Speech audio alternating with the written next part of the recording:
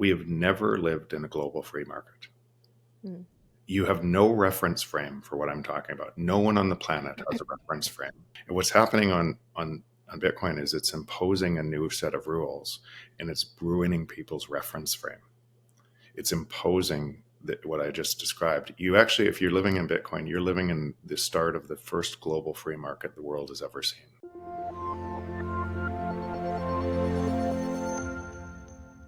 All right, I'm not sure if I'm going to release this. Might be a podcast, but I'm here with Jeff Booth, author of Price of Tomorrow, your favorite entrepreneur, and I am writing my own book, and I'm having trouble explaining this world of inflation and how it will be met by the challenges of deflation and the opportunities as well. And so I'm just going to talk this out with Jeff, and maybe it'll be helpful to someone if I do release this, because I think that this is one of the most important lessons that you could learn in Bitcoin. Is we live in this world that relies on ever expanding credit, but it's completely incompatible with deflation and how technology is inherently deflationary. So Jeff, first of all, thank you for writing this book. And I'm sorry that I ask you probably the same question over 50 times.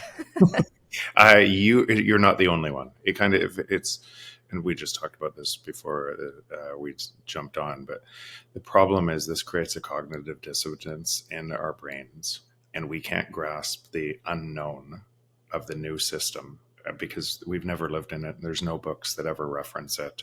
And so everything we've ever learned is inside of a different system. And this is imposing a new reality. And so let's go as deep as you want to on this topic, because I think it'll be helpful for others too.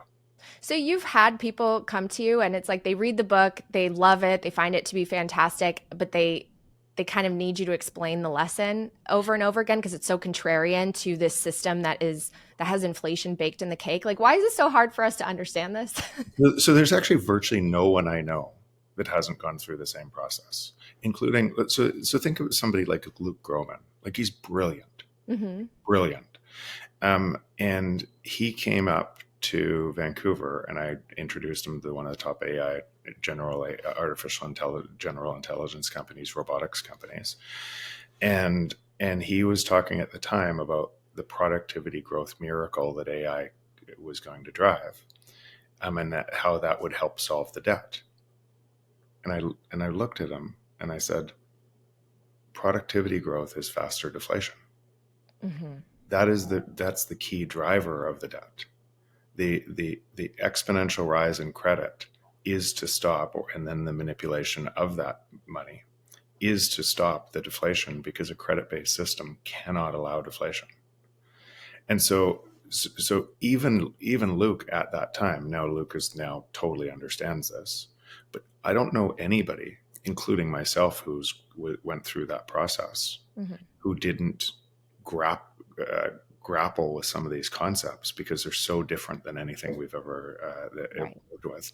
And that first principle has to touch everything else. It has to touch everything else. So it's a confusing topic for everyone. It's not just if you're having trouble hanging on to this, it's because everybody has trouble hanging on to this. Well, that makes me feel better.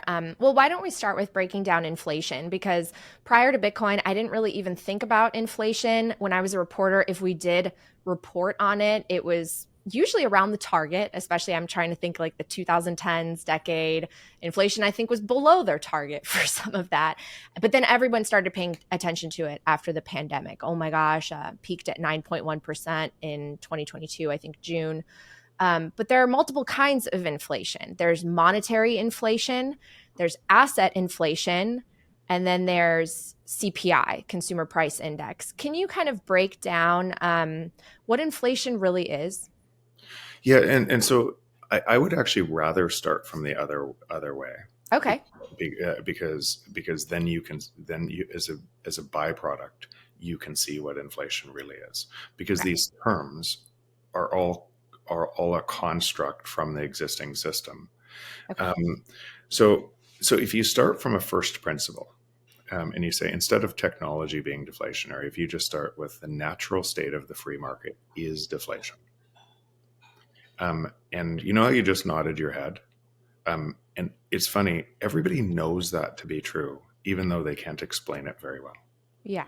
They, in the nod of your head is actually, you feel that that's true. And why would that be true? The natural state of the free market is deflation. So let's dig into that deeper. Primarily because of this, every single thing that an entrepreneur creates to create more value is competing against something that was there before and people were using. And if they don't create more value, they fail. Right. And if they create more value, we use the thing that creates more value. And the output of that is some of the other's business is impaired and the new business grows. And the output of that is prices fall. Okay. Right. And so, and that's been the process throughout time as we essentially, and because what ends up happening in the free market is the scarce thing or the thing that drives more margin creates more opportunities for entrepreneurs to attack that scarce thing and provide more value. Mm-hmm. So it's a natural phenomenon. And we trade with people all over the world to gain more value. Mm-hmm. And every component of every components in this component, Mm-hmm. computers, components, and everything is rely on that same principle to try to gain more value for ourselves. So we are part of the equation. We are a critical part of the equation that searches for more value. So you ask yourself, if the natural state of that process of us searching for more value is that prices fall, and then we create ideas like artificial intelligence or chips in computers that were made from grains of sand, right? So in silicon, to be Mm-hmm. able to create new and better ways to solve scarcity. Mm-hmm. Then as we create these tools for human abundance, then deflation should be faster and faster because the productivity growth moves faster and faster, and it should flow to all of us, every single person in humanity. 8 billion people in service of 8 billion people. That's what the world should look like, right? And and so what does that mean on the surface of what I just said? So first, you could as a first principle, you should argue what I just said. Try to poke holes in what I just said and find ways. And people will say, well, what about energy, or what about some things that are scarce? Well, let's look at energy as something as an example. So in Bitcoin terms, energy price is falling. And there's a free market now in energy that's using Bitcoin mining to chase abundant energy, Mm-hmm. to create more energy. So as a first principle to life, we need more energy, right? Mm-hmm. And we're on top of that work of energy. And if energy prices are falling in real terms in Bitcoin, then some of the other things that we need, let's look at mining or resources that people use as examples that don't fall in price. We'll look at a mine today versus a mine 100 years ago, and how much labor is in the mine today versus the output versus 100 years ago. And the A labor lot component less. is Right. way less. Yeah. And if you go to a mine today, most of the vehicles are automated. Right. Most of the AI systems are moving into that. Pretty soon it'll be robotics into that. So measured in energy and output or abundance or growth, then those prices are falling as well. Mm-hmm. But we don't recognize those prices are falling, right? So we don't, because in real terms, they are falling and they will continue to fall forever. That's actually what Bitcoin is measuring. So, Mm. so and I can tell you why Bitcoin is measuring that, but first we'll go into the other part of that argument. So first is a first principle. Try to poke a hole in what I just said. Like, so there is no, I haven't seen I haven't seen an argument that can critically critically fight what I just said, that the natural state of the free market is deflation. Coin Stories is proudly brought to you by Bitdeer, a global leader in disruptive technology for Bitcoin mining and AI. As a publicly traded leader, Bitdeer boasts a massive 2.5 gigawatts of electrical capacity and infrastructure under development across 3 continents. Now they're leveraging years of expertise in data center and cloud management into high-performance computing through a partnership with NVIDIA. Learn more at bitdeer.com and explore how they are pioneering the future today. The thought or question that comes to mind, which maybe you'll want to answer now, maybe we circle back to, is, okay, I think of a technology like, let's say, like you've talked about the calculator, right? Before we used to have to pay, I think I paid a fortune for one of those big calculators that I had to have at Yes. one point, the Texas Instruments one, and now it's free. Everyone has it on their phone. In order to devise new technologies, though, haven't companies and entrepreneurs benefited from a system that inflates the money supply so that basically you can get investments so that you can borrow and you can start your company? And I would argue that, like, I mean, QE gave rise to some of these new big tech companies and the tech darlings that don't have to generate any real revenue. I mean, a lot of them don't make any money for many years. Amazon didn't make money for a very long time, but they were able to do it because the cost of borrowing was free because they made money or they printed money. No? So I think that you just had a false equivalency because Okay. because you can't measure the new system. And so you've conflated that the only reason that the free market works is because you print money, and then people do, and that's not true at all. The free market works because there's always something that's stuck and scarce that Mm-hmm. creates margin opportunity for entrepreneurs to solve. Always. But where And do they get the money to like, they have to borrow it from someone's capital as opposed to, like, it has to be deferred consumption capital, right? The real idea of saving, versus made out of thin air, and so you're basically. I've always been an entrepreneur, and very rarely can an entrepreneur raise debt. Very rarely when they have an idea. Because why? Because it's too much risk for debt. The Mm-hmm. only money that an entrepreneur can raise for a new idea in something is somebody who believes in them, in equity, that Mm-hmm. their thing that they're going to build is going to create so much value for society that they're going to return more equity. So it doesn't require debt. It doesn't require it's a false, again, it's a belief Okay. system that it requires that. And you know what I'm saying is true Mm-hmm. because you see a lot of entrepreneurs get funding. In fact, Ego Death, what we do is we make investments. So primarily the Ego Death is in the risk-free rate of the world is 45% IRR. That's a Bitcoin return Yeah. against the currency. And so we're making investments in entrepreneurs to beat the risk-free rate of the world by creating value for the world, Mm-hmm. right?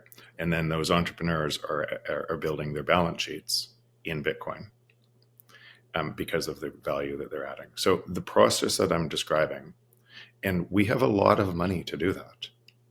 And why do we have a lot of money to do that? Because other investors believe in our ability to do that, to be able to choose entrepreneurs and help those entrepreneurs succeed. So it doesn't require debt. Right. Okay. So if technology is deflationary, then I mean, we do see prices dropping. We So do see prices dropping in things like electronics, all the stuff that kind of distracts us. But then you can look at one of those charts. I think Charlie Bolello has put this out before. It's a really shocking one where the cost of everything really important, like affording a home, healthcare, college tuition, textbooks, everything's going up, skyrocketing. And then television, electronics, everything else is going down. So how do you bridge that? yeah. So again, let's start in layers, right? And start at the top. And again, go through each one of these things. So the natural state of the free market is deflation. As we create technology and better tools or digital goods that replace physical goods, Mm-hmm. those goods, because the prices fall to the marginal cost of production faster because it's based on a line of code, Mm-hmm. fall faster, even fall faster. So as physical goods would fall less fast because there's still more Mm. human labor in those goods, and so but and I'm trying to do this in an order to be able, because it's a but prices fall to the marginal cost of production. As we create more and more technology in abundance, then that means prices should fall faster and faster, meaning there is no inflation rate. There's no zero inflation rate. The natural state of the market is not zero. It's not 2%. It's not 5%. It is negative. It's the productivity rate of the world expanding. And so that today would probably be, now you cannot measure what I'm saying from the system you're measuring from. And the chart that you just described, I hate that chart, because every single thing in that chart is also manipulated by the money supply. So TVs, computers would have fallen way faster. iPhones would have fallen way faster. The entire chart is being manipulated by money supply, and everything in it is being measured. So you have to be outside of the system to see the real truth of how fast prices are falling. That's why Bitcoin is outside of the system. It's bounded by energy. It's outside of the system. So you can see the true rate of what I'm talking about. Has there ever been a time in history where that has been true, where prices just fell? So yes, let's go into that. So first principle, the natural state of the free market is deflation. Second, as we create more value, we entrepreneurs have always, throughout all of time, tried to create more value, because and what do they attack? The highest margin opportunities, because they make more money, right? So they're trying constantly. The globe, everyone on the planet is trying to drive the best value for others. Where's the best value? Where things are stuck the most. As we do that faster and faster, and we live on top of everybody else who went before us, progress, we solve more problems faster, and the natural rate would be complete abundance. You wouldn't need the job you think you need, because the prices would fall so fast. And it would keep on doing it forever. So Sorry to stop you, but if prices are falling, how do the producers make money? Because they're competing until there's, like, how did the producer of the calculator app make money? They made money because you used to buy it for $1 a month. And then somebody offered it for 50 cents, and then now offered more features for 50 cents. And then another one offered it for 25 cents, 1 cent, zero. And they make money all the way to zero. And then then entrepreneurs go somewhere else. Okay. And constantly.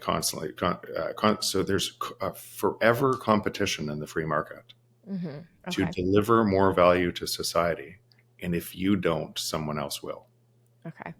Right.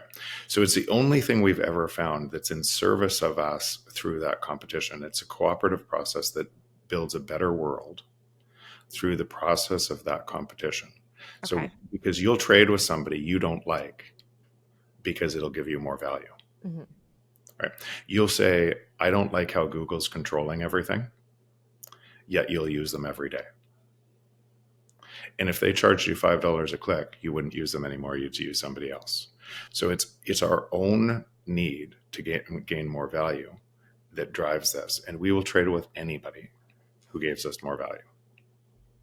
And so when in time, I mean, because I feel like even the history of money, which so many of us explore, right, as Bitcoiners, beads and shells to early coins, which got coin clipped and they inflated, and it was the fall of empires, which we never learned that perspective in school. And then the paper money, because obviously gold had its physical limitations, paper money built on top of it. It seems like the natural state of human society has been to inflate when you can.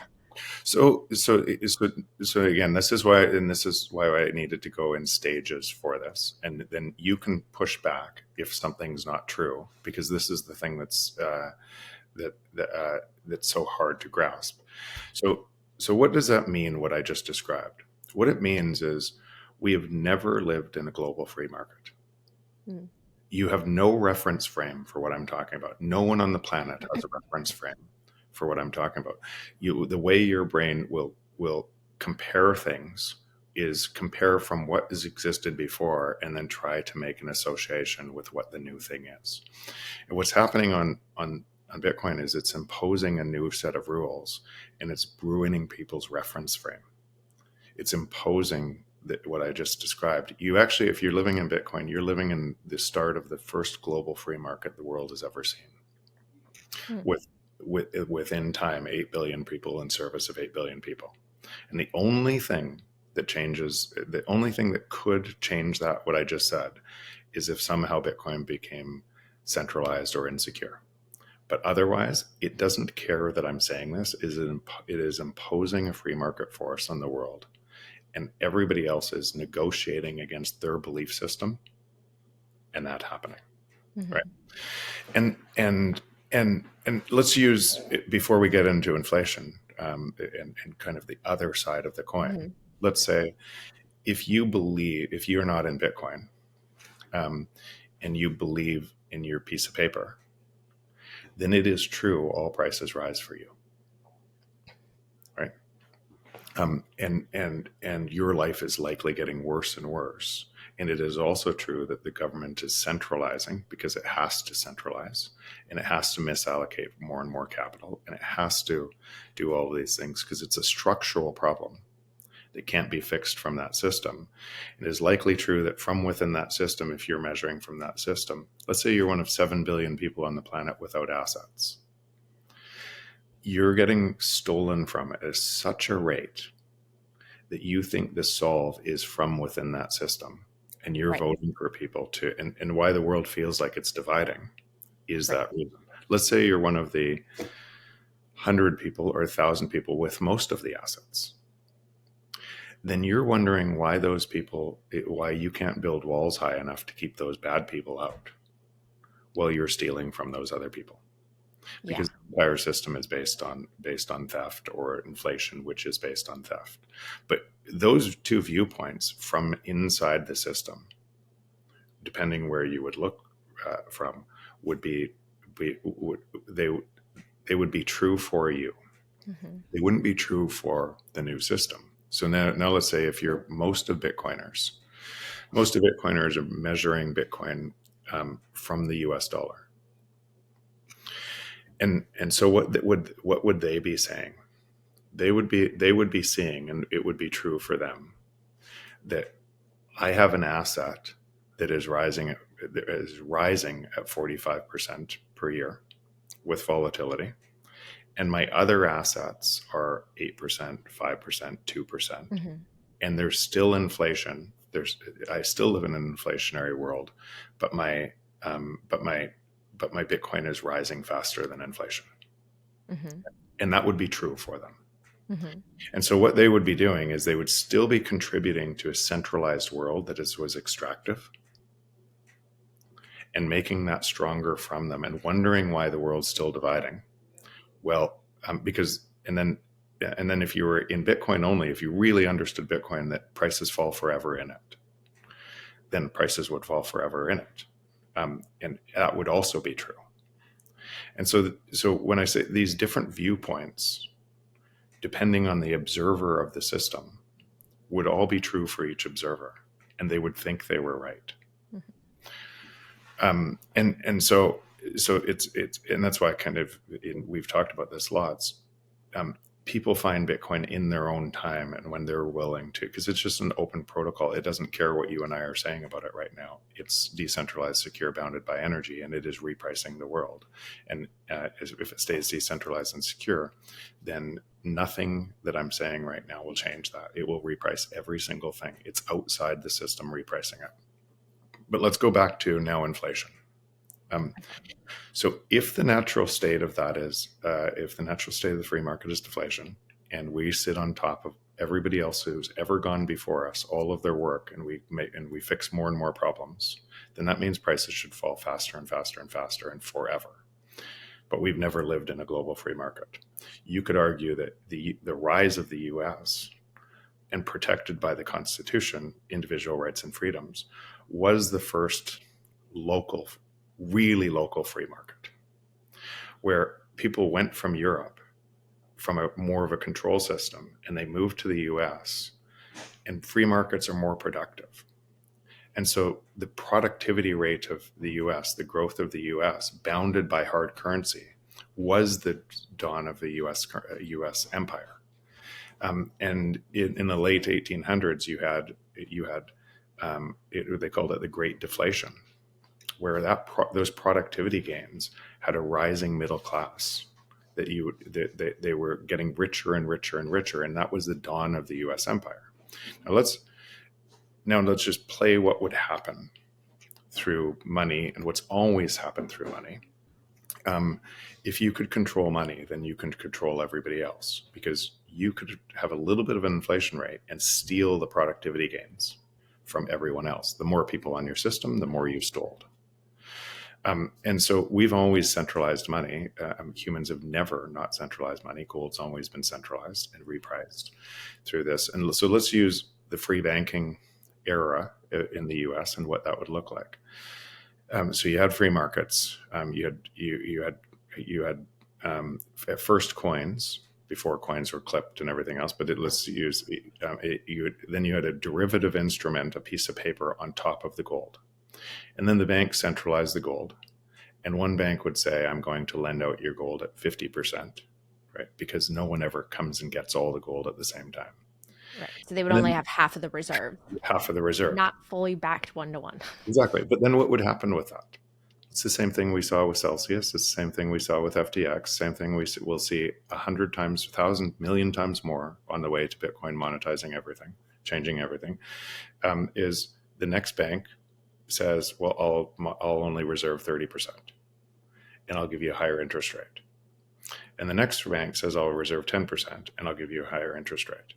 And what creates is a bubble, because everybody goes to the highest interest rate. We are part of the process, and we centralize around that. And that bubble creates an economic boom, because it's based on kind of faster growth money and then as that collapses, as everybody chases the same thing, as that collapses, we go back to the government to say, "How dare they did this to us?" And government comes in and says, "We'll centralize that." And then the same thing happens at the government. And the dawn of the Federal Reserve was this topic, by trying to solve banking crises and by doing that and centralizing, because the demand from population says, "You have to protect us from our own errors," creates the regulation that then creates the Federal Reserve, that then money is co-opted, and the whole thing starts again. And that co-option and then through that process. And remember, we are part of the process. We've never been able to not centralize currencies, because we trust somebody else more than ourselves. And so throughout time, and then what happens through that centralized process is then gold is repriced or taken back, or another country is invaded to take their gold, and we go to and because that can't solve the problem of inflationary monetary system, we first divide our countries. It's their fault. And then we have to create a bigger enemy outside of our borders. It has to be their fault. We go to global conflict. We kill millions of people. We then devise institutions that will, the winner of the war, institutions, let's never forget. Let's protect this. We'll never do this again. And the winner of the war resets the currency to a new standard against the same thing. And the process starts over. So I've read a couple of, I don't know if alternative is the right word, but in school you learned that the free banking era was the wildcat banks. They were really bad, right? We needed something like the Federal Reserve, and we needed a lender of last resort. But if you do read this time in history, the free market regulated itself more, because if the bank took on too much risk, it imploded, and you knew not to store your money there. And so, yes, there were crises, but they were more contained and they were smaller, rather than when you concentrate all the power, you develop these institutions that are too big to fail. And obviously the banks wanted a lender of last resort. They wanted a backstop. So, that side of the history is also fascinating, because the big, powerful bankers were incentivized to have a Federal Reserve and then place all the place all the burdens and the bill on the taxpayers. But I do want to talk about like the idea of the crack up boom before these busts, because a lot of people are not familiar necessarily with the business cycles, but they've lived it. They can name the bubbles that popped from the 90s to the 2000s to the pandemic and the recessions that followed. Obviously, we haven't had one officially yet here, but the idea that you say in Price of Tomorrow of inflation does have this like short term, kind of like a drug addict that's getting high, right? Like it's good, like more stuff gets produced, the money does get allocated places, and this system has led to people being able to afford a home or take out that loan for a car, all of that, right? When does it catch up and then crash? Because I Yes. would argue that now they don't allow it to crash. Yeah. So the home in real terms, two different systems. The home in real Yeah. terms is falling. The home measured against a piece of paper that's debasing is rising. Mm-hmm. And so what that means is the system that's based on it, there is no natural rate of inflation.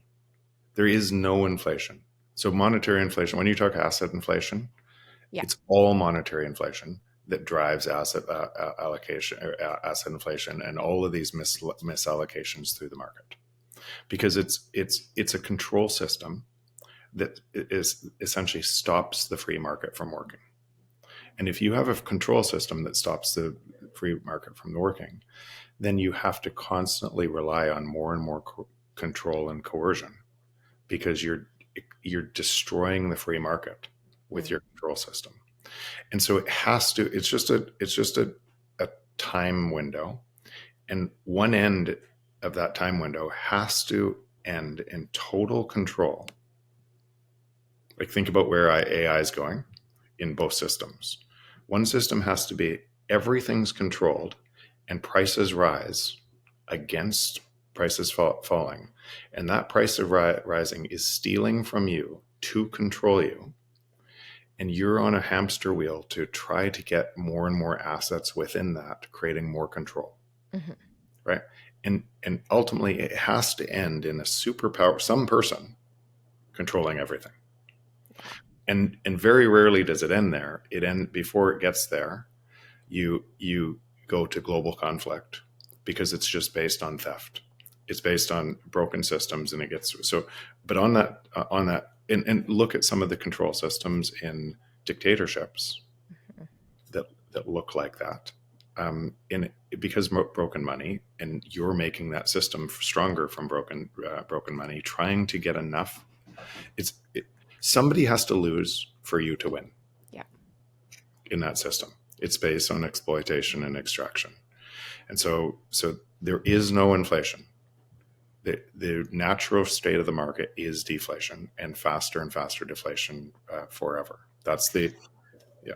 Just a quick question on human nature, because I know that you're a believer like me, Jeff, that people are mostly good and they crave connectivity and like we're all seeking love.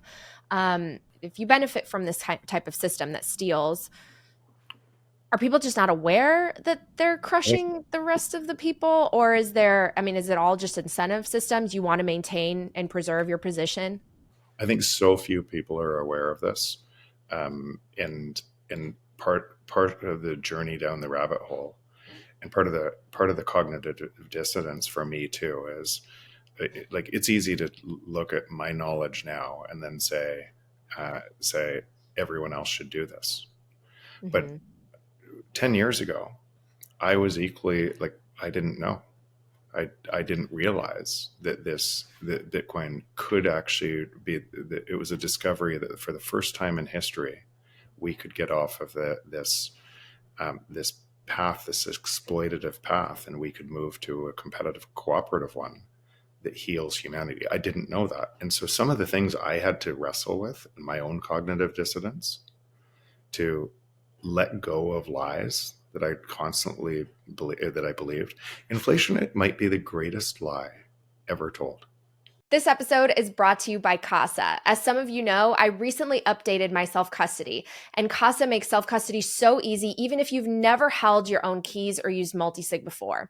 Casa has a state-of-the-art app and live experts standing by to guide you every step of the way.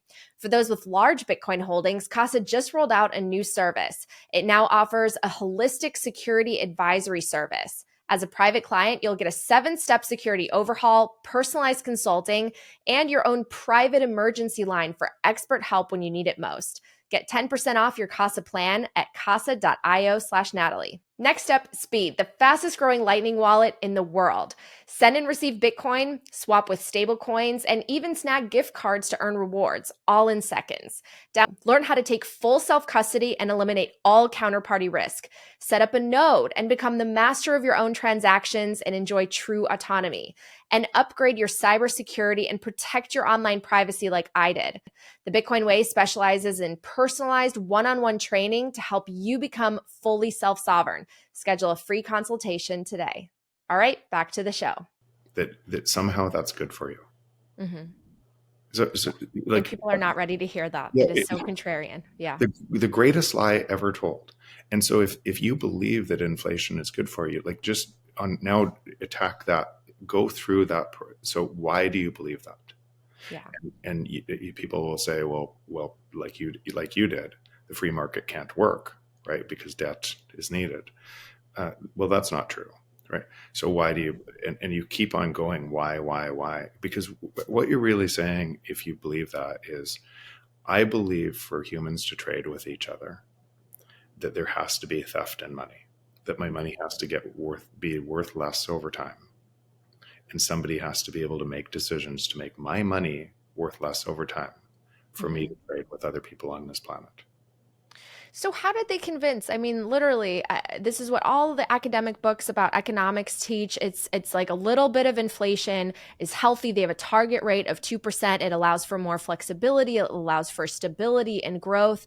Like, how did we get it so backwards? So because the credit-based system has to have inflation to grow, and the credit-based system is insolvent. So if the credit-based system allows, why nobody talks about this is from a credit-based system, they are right. And if your entire world structure is a credit-based system, then it requires higher and higher rates of inflation to stay solvent, or a wipeout and a collapse, a deflationary spiral, a collapse and a restart. But if everything was wiped out by that, every single asset, every single work, trade, supply chains, grocery stores, every single thing would collapse. Right. And so the fear of that collapse has people so scared of that collapse and so unwilling to look at a different type of solution that they're inside this system telling them, I'm saving the world, I need to do this. Otherwise, those stupid people, those poor people will starve to death. When they're actually creating the same problem. And you have 7.5 billion people on this planet literally living in modern day slavery, unaware that they're living in modern day slavery from this same system. And so take 7.5 billion people out of modern day slavery and add them to the free market where their minds and can create value for us too. And you'll have a faster rate of deflation. You'll have a faster rate of abundance for everybody. Can you break down what you discuss when it comes to, for example, the price of homes, not reflecting their utility, but basically fluffed up by all of this money printing? Because one thing that people celebrate is their house went up in value, only to realize that if they were to sell it, capital gains tax, you're going to have to buy a house just as overpriced. Oh, your property taxes have gone up. And if you're on a fixed income, that's really hard. I mean, there are so many things that we celebrate that we probably shouldn't.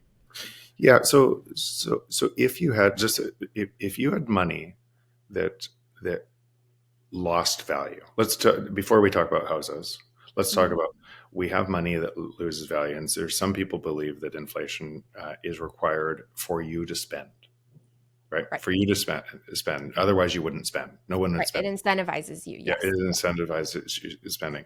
So number one, it's just insanely wrong, because you don't spend because of inflation. You spend because you want to buy the things you want to buy, because you know a TV you get more valuable, and you still buy a TV. You buy computers. You buy a whole bunch of things that you know in time will you'll be able to buy them cheaper and they'll be more valuable. And so you spend when you buy food every day. There's a whole raft of things that you buy anyway. So to say that you wouldn't isn't when we do is so insane. But let's argue the other side of this, what they're actually saying, because what they're saying is for people to buy, I need to steal their money. I'm incenting them to buy, because otherwise, if they don't buy, I'm going to steal more of their money. I'm stealing 2% at a time, but it adds up.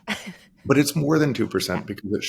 it shouldn't be the inflation rate. It should be measured from the actual productivity rate, the deflation rate in the system. So it's way more than 2%, and people know it's more than 2% because their food prices are going up more than that. Their other prices are going up.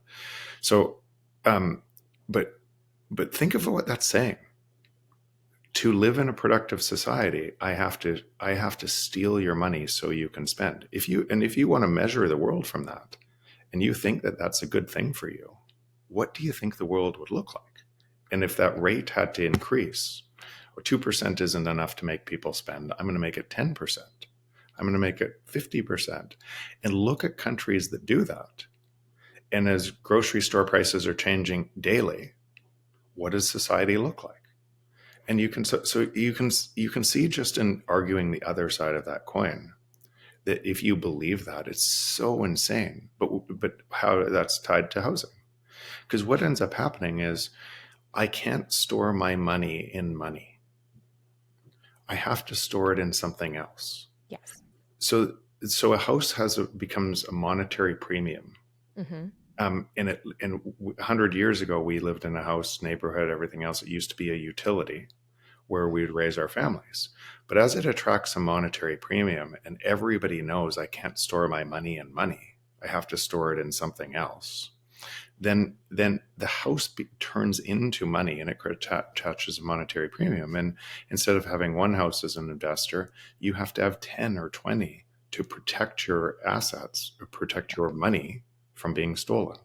And if you have more and more of those assets, it looks like it's relative to everyone else. You're winning while they are losing at a crazy rate. Yeah. Relative to the destruction of the world that causes, you're losing too.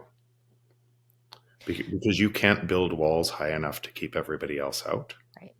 If you're doing that, so all parties lose in that system. But it's because money is broken, and these assets turn into a store of value against money being broken.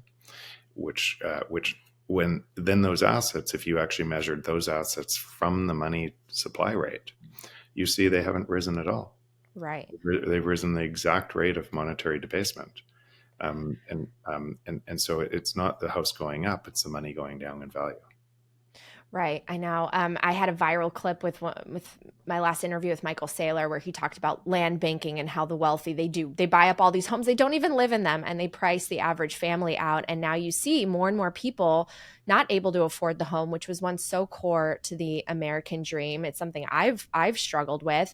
But you write something in your book that I want to touch on, because specifically when you're discussing homes, the rising price of assets, if we leverage those assets like a home, we add debt, our return is even greater because the asset increases in value, while the dollars that we pay back in debt are priced in today's dollars. And with inflation and growth in our incomes due to inflation, we pay back the debt tomorrow in dollars that are worth less. And so you say housing is a classic example of the leverage. You buy a house in the 1970s for $60,000, income rises, mortgage becomes easier to pay, while inflation increases the value of the home to $1.5 million in 2018.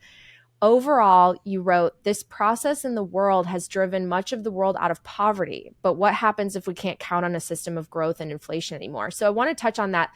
Like, a lot of people would say that, well, without debt, without a mortgage, I wouldn't have a house. But you disagree. Like, if our system wasn't based on inflation, probably homes would be more affordable, is what you're saying? Yeah. So go back 100 years. Go back to when early in this U.S. cycle, So people bought houses out of their savings, Yeah. um, and they didn't have to work for 50 years to pay off a mortgage. They bought it out of their savings. A Sears home, I think in 1920 something, but you could look up at the stat. A Sears home delivered to your lot at that time. So you could get a packaged home: windows, doors, lumber package, roof, everything, plumbing, the entire thing delivered to your lot for $2,500. It's crazy. So every single thing inside that component package of the home, lumber, all of Hmm. these things have also faced more and more automation, more and more value, and Yeah. all of those materials would be way cheaper on a hard money standard. So now if you add the inflation rate that's made all of those more expensive, unnaturally made them more expensive, Hmm. you can see what's happened. So what would life look like in a world where all that $2,500 that was at that time got cheaper and cheaper and cheaper and cheaper? What would houses look like? They would be a utility value again. Hmm. But you do, like, you're saying that this current system has brought a lot of people out of poverty around the world. So and just like you could say the rise of China based on the same thing, you had this massive unsustainable debt that looked solvent, and it brought people out. But that thing it has to collapse, it has to be repaid one way or the other. So it looks good on in a short window, Hmm. but what it actually over a long window or a longer term window, it has to collapse. So let me ask you something, because I know you're in Canada, but so much of American policies influence the world, right? And the U.S. dollar is the global reserve currency. For so long, we did have a strong middle class, and my parents wanted to come here from communist Poland in the 80s, and all they looked at in terms of America was the quality of life and the opportunity here. But in 1971 was when we went off the gold standard. Things were still kind of like pretty good. When would you say was the inflection or turning point? Because when I started to, I think for me it was when I went off to college and the great financial crisis hit. I saw a sudden change, and I entered into the reporting world, and I was interviewing average Americans who really were afraid about the future, lacking hope, feeling like they couldn't afford the cost of living. There seemed to be this divide that was created, that you talk about populism in the book, right? People getting frustrated because they no longer look at the top as a source of inspiration that they feel they could reach. It's like they're working harder and harder and actually moving backwards, and that can breed resentment. I mean, I hate to say this, but right now what we're seeing with this Luigi Mangione, the killer of the CEO, there's like this whole section of the internet that praises him as a hero because they hate CEOs. They see them as parasites that are taking, 300 times what the average worker is. And that I used to never see that in society. If you saw someone wealthy and successful, you would aspire to it. You'd be, like you'd admire it, you'd want to achieve that too. Is it like we've turned into people who completely resent anyone who has anything because they have so much and no one thinks it's possible anymore. Yeah, and because it's not based on the free market, it's not based on And it's they know it, but they they don't know it. they can they don't know it and they don't know it, and they think that there's a solve from within there. And that's what I said. You can't build walls high enough if the world looks like Yeah. that. If you're on the wealthy side, the world's coming for you, right? Inside that system, it Yeah. is. And so think about this: there's 2,750 billionaires in the world. There's 63 millionaires in the world, and they all can't have a Bitcoin, and they think they're safe from what's happening as Hmm. it's getting worse and worse and worse, and they can feel it too, right? These are, I would say, predominantly, these aren't bad people. These are people who believe that that it was all made by that from themselves, and they're smarter, better, but they're sitting on top of a system that that extracts so much from other people to retain their as their assets go up higher and higher. And they think they're immune from that theft, Hmm. and they're it's not their fault. It's a construct of the system that is driving this. And if you just go back further to so again, it's hard for our minds to grasp these things because we're grasping local maximums of different times and Yeah. trying to compare our situation to a different situation and everything else. And this is such a state change that has never existed in humanity before. Mm-hmm. Imposing, it's like a state change in physics, going from ice to water, right? So, Mm-hmm. from water to ice. It's everything is different on the state change, and this state change in Bitcoin is everything is different. It's imposing the reality I'm describing, and it doesn't care about your reality that you've lived in. It is imposing a new reality where we are first times living in a global free market. Now, everybody has to negotiate with that with their own right. And it's hard because we've never lived in that. And what you're doing even now, this time when I moved here, gold in 71, when I moved here, so why did your parents move here? And they moved here because the US was more free than other nations. So Mm-hmm. it was more productive. But you didn't know, nor did I. And this is one of the hardest things that I had to kind of unwind in my thinking is by living in one of the nations, Western nations that controlled currency, we were extracting from those others, and their plight was because of our gain, Right. right? It was exactly because of our gain that they lived the way they did, because it wasn't a global free market at that point. Mm-hmm. And so a Yeah. lot of the plight of people in Africa and South America was because of the system Yeah. that was created there. And why would they want to get on boats and come to the nations that were extracting? Of course they would, Mm-hmm. because they're living in crazy poverty. And then what ends up happening in the U.S. or here is we don't see it. We want to ignore it for so long. When we can see other nations, what it looks like on the opposite end of that spectrum, because in an exploitative system, somebody has to lose for somebody to win. Um, and we were on the winning side of that equation. And Yeah. we don't see our own thing until it starts to hurt us. Mm-hmm.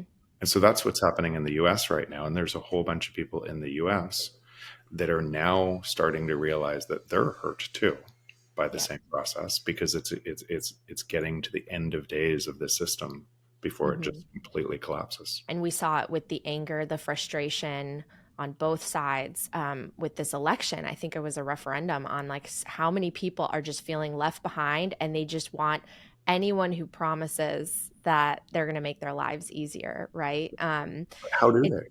Like I know, how do they, from a system that must steal more of their energy? right? And Well, and yeah, go ahead. I'll be honest. I mean, I'm so grateful that the universe led me to Bitcoin, and I obviously had a curiosity, something I had a pain point that resonated with the message, and I wanted to learn more. But I was one of those people, which is why I really relate, because in the 2010s, after my parents lost everything in the Great Financial Crisis, I thought that the solution is tax the wealthy. It's the greedy people at the top who are responsible for all this pain and struggling. They have enough of the pie. We need someone to go in there. And I was like a hardcore Bernie supporter. I'm ashamed to admit now. But I thought someone needs to go in and like force them to pay their fair share. That's what it was about. And so when I hear that cry from people, I don't look at them and I think, oh God, you're so stupid. You don't understand. I just think, oh, you haven't learned enough to understand what is happening and how and why, and you're placing the blame because out of pain, out of struggle, out of pain, and you want someone to come in and fix it, but that's not at the core how it works. And to your earlier point about like my parents wanting to come here, I share a small anecdote in the book that there was a time where everyone wanted to get their hands on dollars in Poland, but it was illegal. Like there was a special police force that would go to homes and check if someone tattled on you and said that you have dollars, and that was a great crime. Yeah. And because obviously they don't want you to have, it was like capital controls. They don't want you to have an escape from the system. Yeah, and that same thing is happening today, and that same thing. So if you said right now where we are in this cycle, you have a couple of different. That's why I don't price Bitcoin in pieces of paper, and I Yeah. never do. I don't.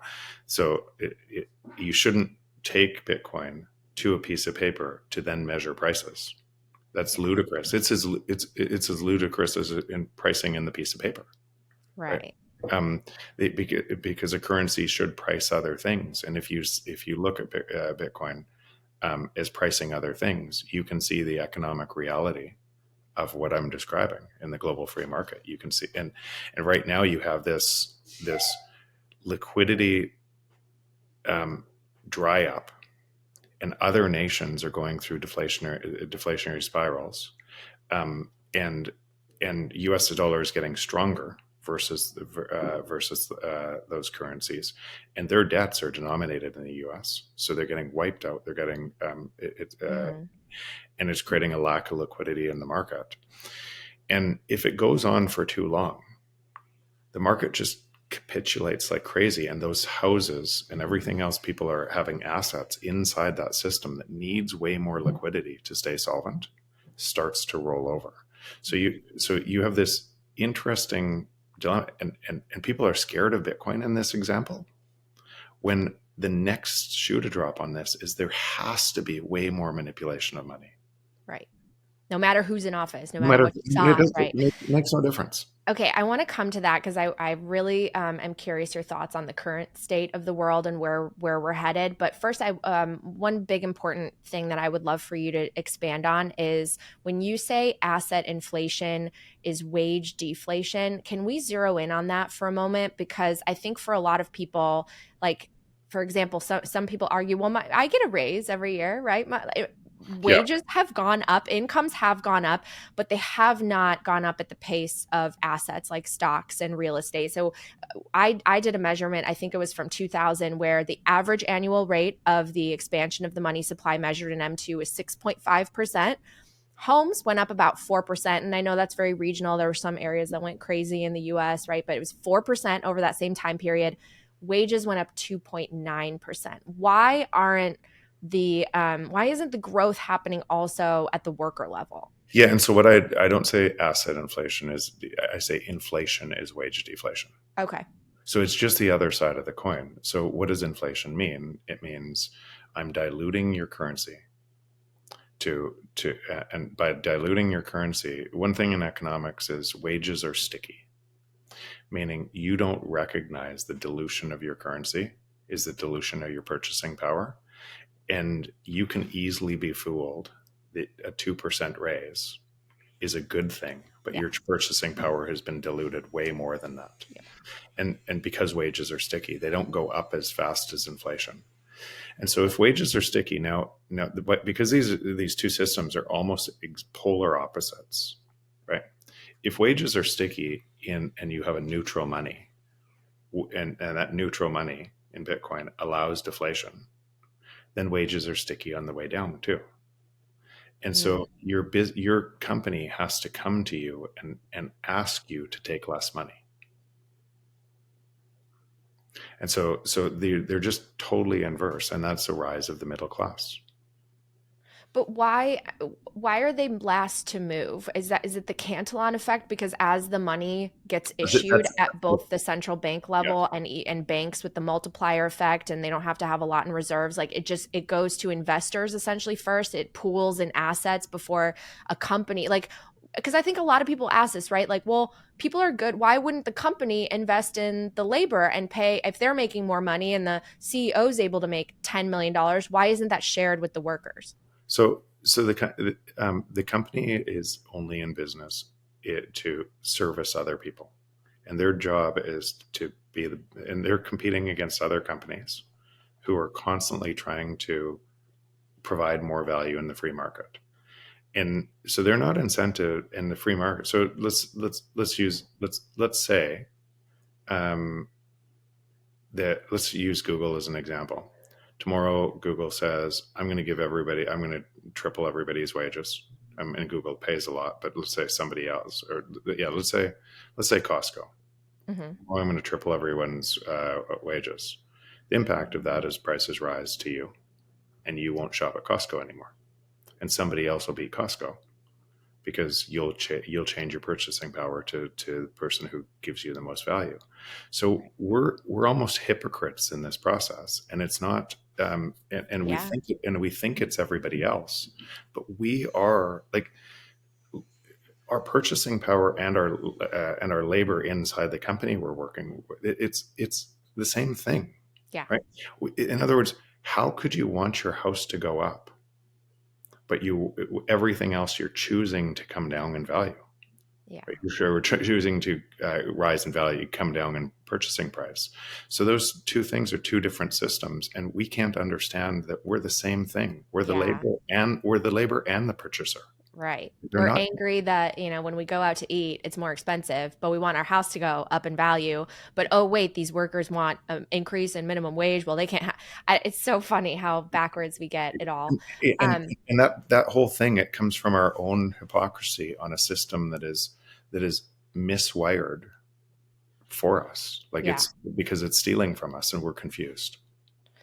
I sometimes I go to places even just for lunch that maybe I went to when I was younger, and I don't know, it's just things have changed. Not only has the quality of the food, let's say, that I'm buying, that has definitely changed. The sizes of things have changed, but also I feel like yes, a minimum wage job was never something you could thrive on, but it was like a good entry point. You can make enough to maybe supplement what you were doing. Maybe it was education, or maybe you had you were helping your family, but it wasn't like now you can't survive on that type of income. You need multiple people living in the same home to afford what once was so easy for one. And I can understand why people would be they don't have a good attitude when they're serving you. They don't care because they're having such a hard time. How can they express joy and be more customer service minded when it's so hard today? Yeah, it's moving to nihilism, and they just don't care about the world's getting worse, and they can't Yeah, they don't understand. care. But they don't understand. They haven't looked deep enough, or they're Yeah, in so much pain yeah, that they think that there's a solve somewhere else or somebody else's fault, and that keeps them from investigating Bitcoin at a deeper level. But yeah, it's their pain that's cause, and then they go and listen to experts yeah, telling them that they should live, that should be the way that they live, because in a monetary system has to look like that, and because it sounds too confusing. um, and people use all these big terms: QE, liquidity, this and this program, but this program, and it's so confusing that they don't want they can't ask the question because they feel like they're not smart enough to know the question. That's actually why I start the other side, because if you're trying to explain the Rube Goldberg machine that is just a system with checks and balances to keep the system solvent, that has to have more and more manipulation, hmm, it's almost impossible to chase that down to the sand because there's always another thing. There's always a hidden off balance sheet money that's stolen. There's always the extra programs that are funded. There's always growth of government in outside that system, and trying to chase it. And I know it because I've chased it all down. But trying to explain it from that system is ludicrous. And if you yeah, start with the natural state of the free market is deflation, and if somebody hmm, goes understands that, then they can start to see the multi-generational, the greatest lie we've ever been told for wow. themselves.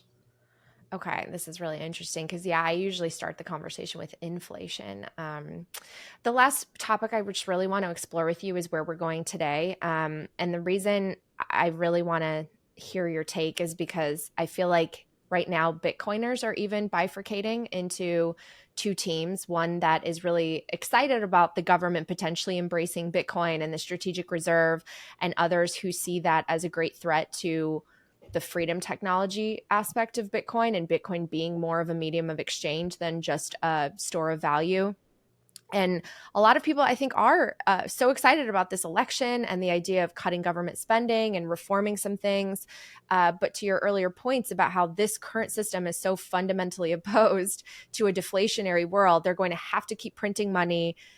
They're going to probably have to do things that concentrate power. What is your take on the current state of the world? Yeah, and you and I have talked about this before or briefly, and I'm on.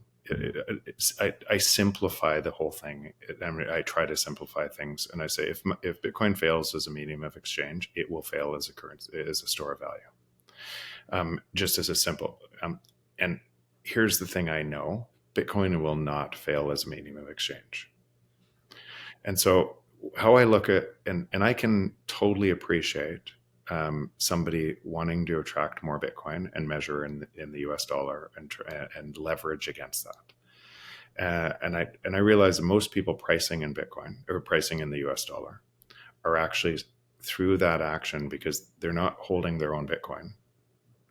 They're not spending in Bitcoin. They're holding it as a store of value only, Mm-hmm. and they're pricing it in the U.S. dollar. They're essentially a trader, right? And one day they're going to sell their Bitcoin for something else into in the measured in U.S. dollars, and that's okay. It's going to happen anyways. But these two systems are incompatible, right? We've already determined the natural state of the free market is deflation, and the U.S. based system is inflationary. So the inflationary system has to centralize. Whether it attracts more Bitcoin on its balance sheet or in BlackRock's balance sheet or in MicroStrategy or anything else, it has to rely on inflation.